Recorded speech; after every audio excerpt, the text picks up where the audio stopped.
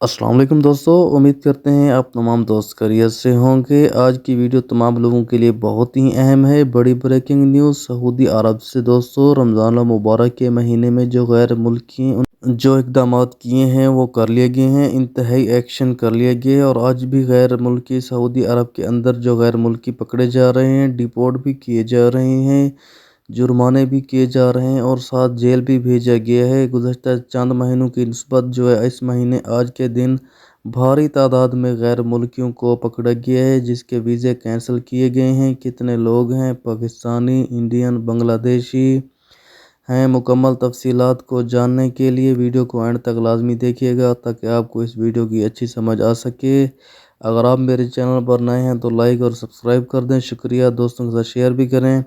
जी हाँ दोस्तों, बड़ी अपडेट जो कि आज के दिन की है। आज के दिन ही 25,000 गैर मुल्की हैं, वो तमाम लोग हैं जो वहाँ पर गैर कानूनी तरीके से रह रहे हैं। ऐसे लोग वायलेशन कर रहे हैं, उनकी मदद कर रहे हैं, उनको नक़ल व अमल की मौका दे रहे हैं, उनको सहूलतें ट्रांसपोर्ट फराहम कर रहे हैं।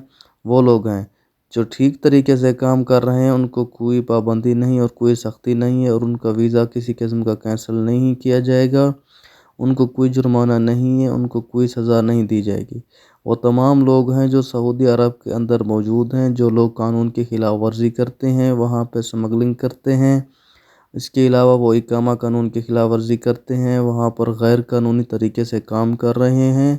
उसके अलावा वायलेशन कर रहे हैं कानून की, मेहनत की कानून, सरहदी कानून, अमन की और दीगर कवानीन के खिलाफ वर्जी कर रहे हैं।